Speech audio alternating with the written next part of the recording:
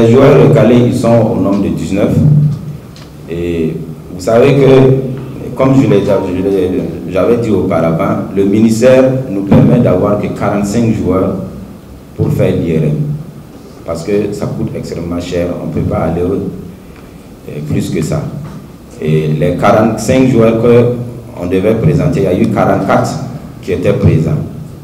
Et pour en tout cas vous donner un peu d'explication, vous savez que pour la CAN, ce sont les stades 6 seulement qui ne peuvent pas jouer. Sinon, stade 2, stade 3, stade 4, jusqu'à stade 5, ils peuvent jouer.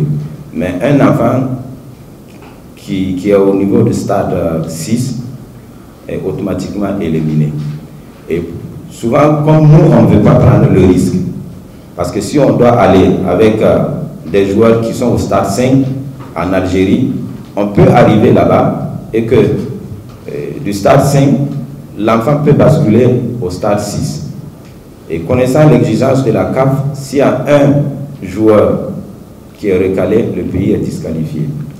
Ce qui fait que on a eu à demander à la fédération de nous aider pour faire venir un médecin de la CAF pour pouvoir valider ceux qui vont être au stade 5. Parce qu'on sait que ceux qui sont au stade 5, il y en a beaucoup sur notre liste. Et la fédération a fait beaucoup d'efforts. Ils ont tout pris en charge, faire venir un médecin de la CAF.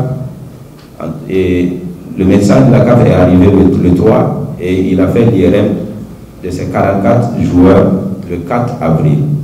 Et c'est à l'issue de ces 44, de cette IRM de 44 joueurs que 19 ont été recalés.